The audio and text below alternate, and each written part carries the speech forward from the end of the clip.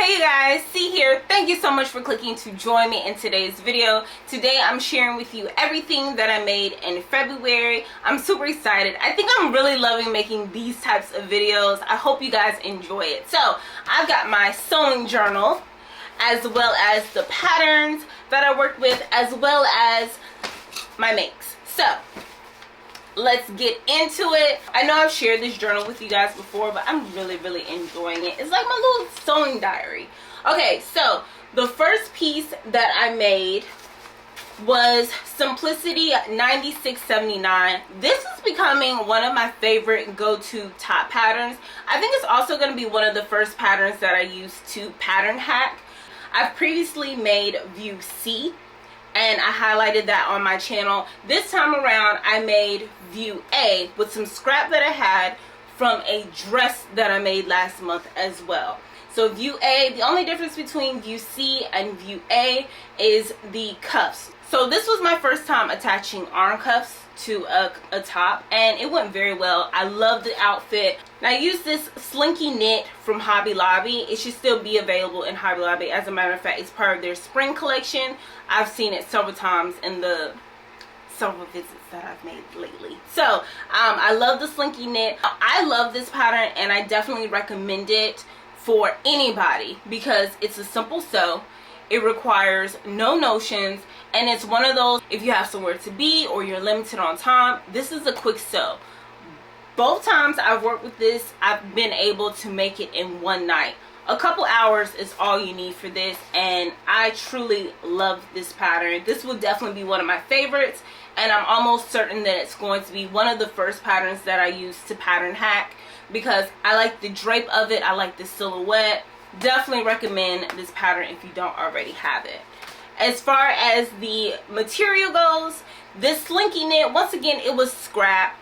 So I used what I had, and I just wanted to make something. This drapes way better than the garment that I made for View C. So View C, I used a blue and white checkered knit. It was a very thin knit that was sourced from Hobby Lobby as well.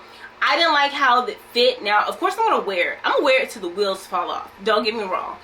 But this drapes, this Slinky knit drapes better. So next time I use this pattern, I'm going to go for a more structured knit. Something that's not as thin as the blue and white, and something that's not as slinky as this pink one. As well as rib knits.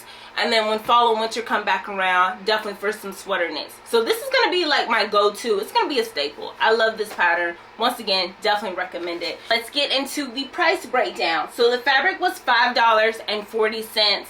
I already owned the thread and the pattern from a previous make. So $5.40 for this top. And I think this top is going to last me for quite some time. Now, the material does snag, so I have to be conscious of my nails and hangnails.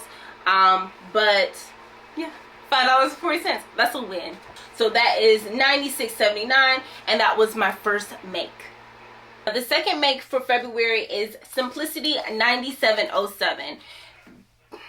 You may have seen this pattern several times as well. This is Heather the Headache, and I documented Heather the Headache because this is the pattern that I use as my first make for the Make 9 Challenge for 2024.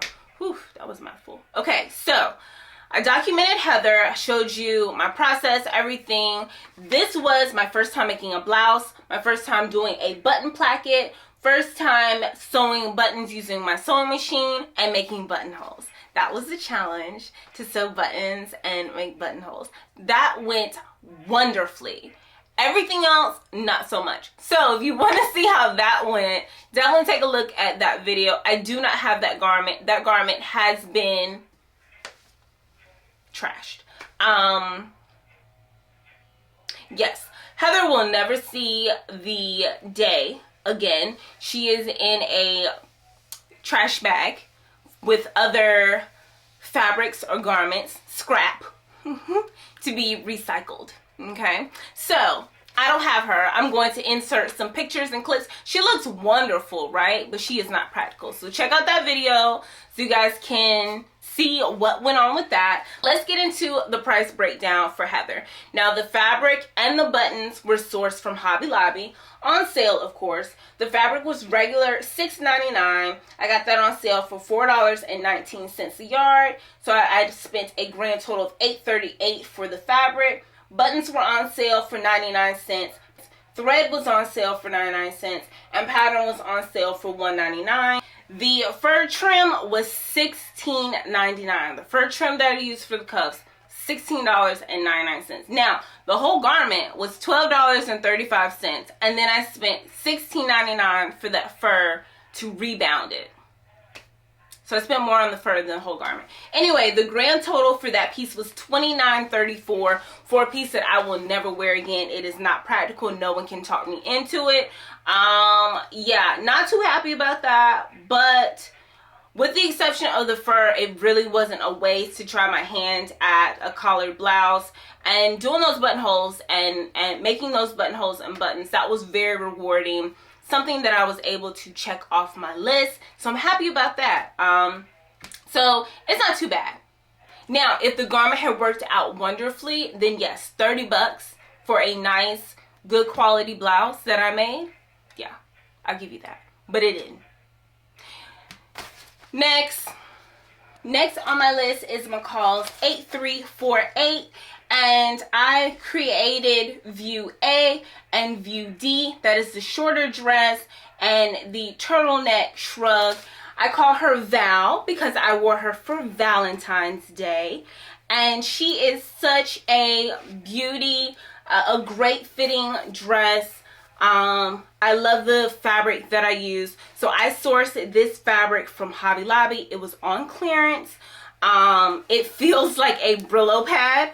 I heard Raven Maureen, she used this fabric as well for one of her makes not too long ago, and someone was calling it a Brillo pad, and it does feel like a Brillo pad on the outside, but on the inside it's oh so smooth and soft, and it doesn't it's not uncomfortable at all. If I'm ever looking for a cute little flirty dress for maybe fall or winter, this will probably be a go-to. Now, this was also a No Notions pattern, which is definitely appreciated, and it didn't take a lot of time or effort in it as well. It is marked as easy, and it certainly was. Now, this is also a first for me because this was the first time that I ever slip stitched. I've heard it several times, never paid it any attention. Hand sewing is not my thing. I don't have the patience for it. As much of a perfectionist as I am, I just steer away from hand stitching because it's just not in me. I'm just not that good at it. But I watched a couple YouTube videos on slip stitching, and I decided to go ahead and try my hand at it. One, I really didn't have any other choice if I wanted to close up this seam because when you flip the garment right side out, you still have an opening, and you really do need to have some invisible stitches. So this was my first time slip stitching. I'll insert a picture of how it went, and I'm very, very happy about that. Now let's get into the price breakdown. The fabric was on clearance for $7 a yard. I needed 3 yards. I think it was 1.5 for the shrug and 1.5 for the dress, something like that. So the fabric was $20.99. The pattern was on sale for $1.99, and I already owned the thread because I used black thread. So I invested $22.98 into this garment, and I am very happy about that. I am almost certain that this will last in my closet for quite some time. I'm very happy with this piece, and I look forward to working with this pattern again in the near future. So you guys check out that pattern, and I don't think you'll be able to find this fabric, but if so, get your hands on it because it is lovely to work with. Now, as winter is coming to a close, I did want to try my hand one more time at that coat pattern that I failed at tremendously earlier in the year. So earlier in the year, I tried my hand at McCall's 8019 View A. I didn't get very far. I think I got maybe a third of the way, and everything just kind of fell by the wayside. I think, in hindsight, I believe that I cut my yoke pieces incorrectly out of the fabric, and I didn't have enough scrap. The fabric was already expensive. I touched on that garment in my makes, my January makes. So I'll link that down below, and I put the timestamp in there for that piece. But it didn't work out. When I was shopping at Hobby Lobby, I came across this clearance brown and white checkered Sherpa. It has a lower pile than that faux fur from earlier in the year. And so I was like, hey, you know, for $4 a yard, I'm not going to let it sit here. I'm going to go ahead and take what they have on the bolt, because they didn't have all. They didn't have enough. But I went ahead and cleaned off the bolt and brought it home to give this another go. My thought process this time around was, if it doesn't work out again, I wouldn't have invested so much money into it for another loss. So because I did lose about $35 with the coat from January. So this is McCall's 8019. This time around I did View B. I didn't do any contrasting fabrics. Now, I was able to construct the garment, and I've been wearing it. I've been wearing it a lot. I made a few mistakes. I needed 2 1/8 yards of fabric. All they had on the bolt was 1 7/8. So I was short 1/4 of a yard, right? But in my thought process, I was thinking, okay, maybe I'll be able to shorten it or go without the pockets, some way to compensate for the shortage in the fabric. Well, I start cutting and I realized that I purchased the wrong size pattern, which is why I don't have it. After making this, I went ahead and threw it away. And the next time that I can find that McCall's pattern, I'll go ahead and repurchase it. So I purchased the 14 to 22 or something like that. And so when I go to cut my pattern out, I'm like, oh shoot, this might not work out, because I'm cutting, the smallest I can cut is a 14, when in actuality I probably need to be cutting a 10, maybe a 12. So the coat is definitely too big and it's too long.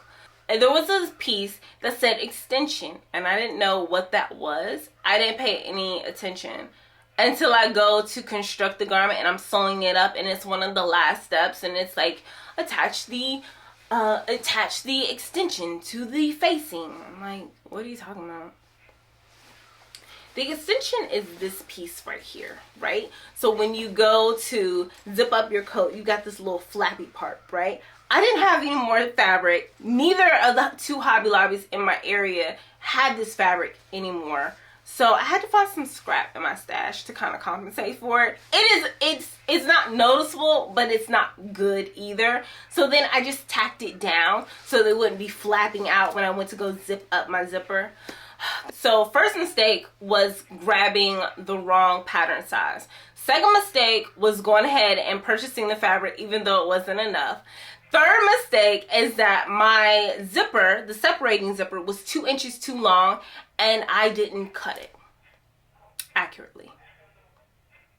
I don't even think I know how to cut a separating zipper. So of course you've got the stop at the bottom, right?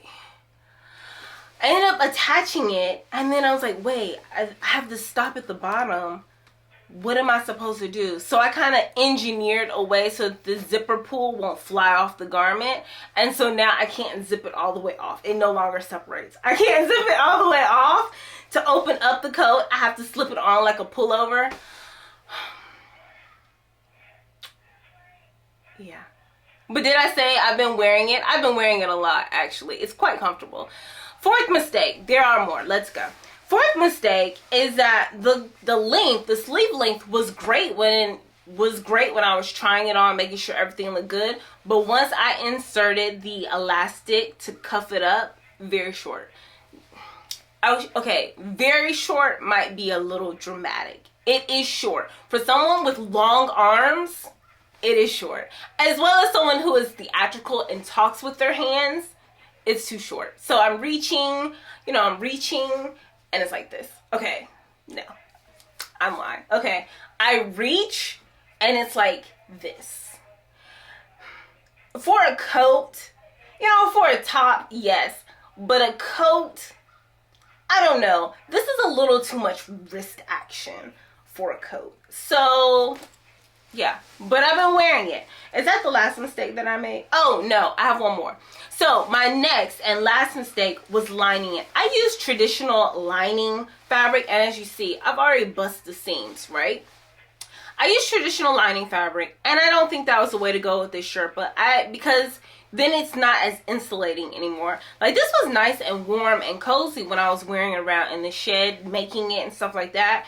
And then when I go to put this lining on, it's kind of like, am I messing up the insulation factor? Like, I just wanted it to look nice and neat inside, and it's not. I should have gone with something warmer, or I should have just left it the way that it was. I shouldn't have lined it, especially since I didn't like the instructions for how to get the lining in here, as well as how to put the elastic in the cuffs.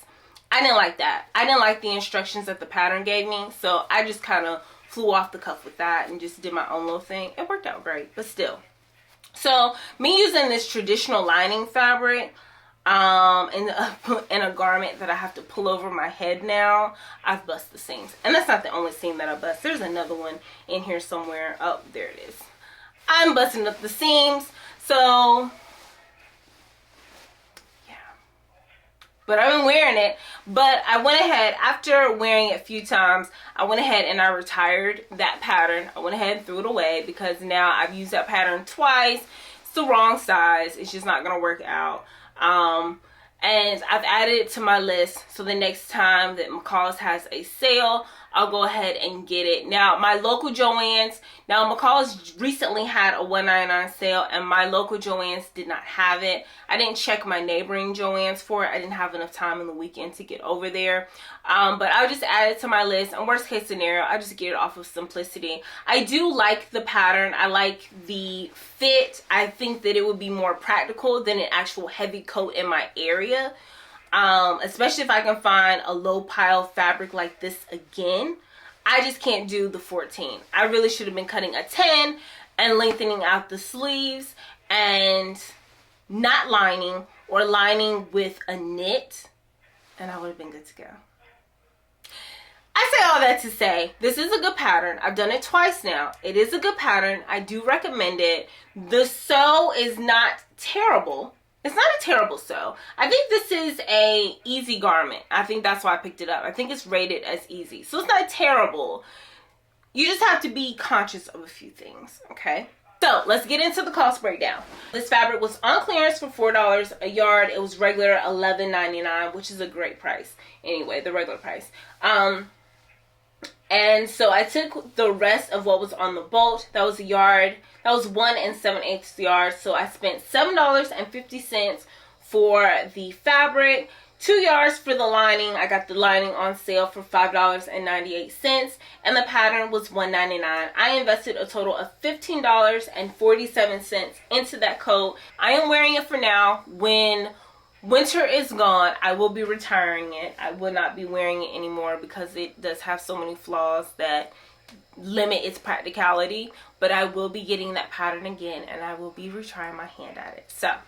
So that is make 4. Let's get into make 5 and 6 because they're on the same pattern. I am working with Simplicity 9751. There's a lot of backstory to this pattern as well. So I did view A and I did view C, and I used this soft brush knit out of my fabric stash, fabric that I've had for over a year now, and finally putting it to use. I love green, honey. I love it. I love wearing it. It is just one of my colors, right?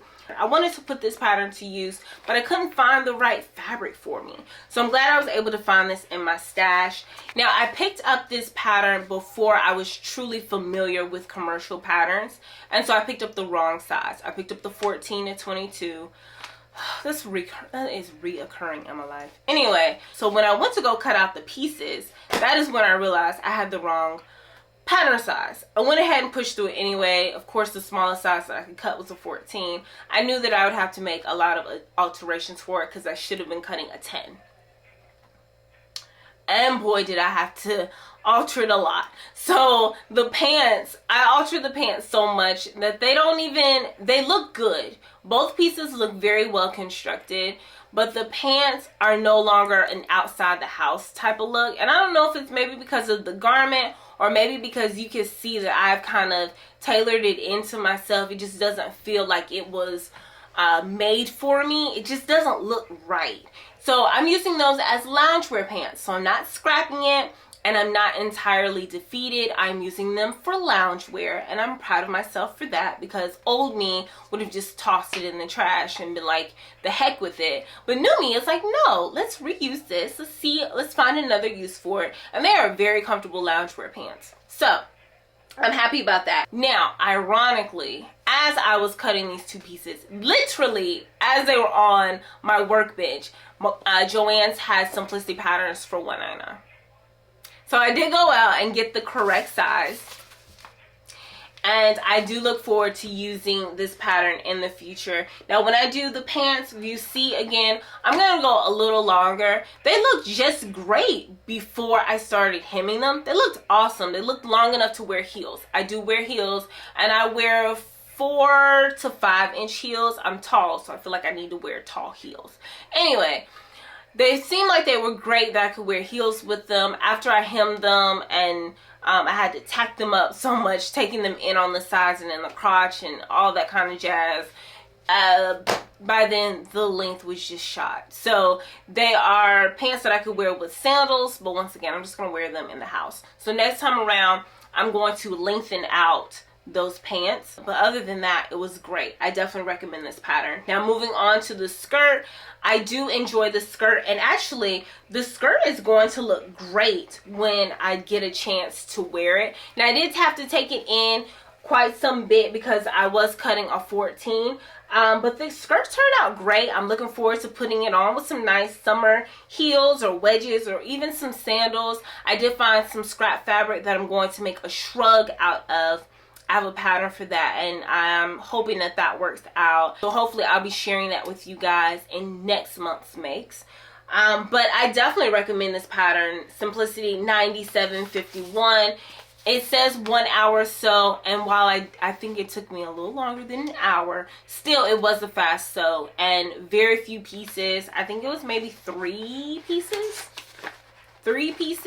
or 4 pieces for the pants and 2 or 3 for the skirt. It wasn't a lot at all. So this was a wonderful sew, and all you need is elastic, so you can't go wrong with that. Definitely recommend this. Now let's get into the price breakdown. So I told you the fabric was from my stash. The thread was $4.10 and the pattern was $1.99. Total investment was $8.08. Split it down the middle. That would be $4.04 for the skirt and $4.04 for the pants. That is a win in my book, especially for this skirt, because I'm definitely going to get some use out of this skirt. And for the loungewear, hey, that's my jam. I'm still wearing loungewear from like 10 years ago.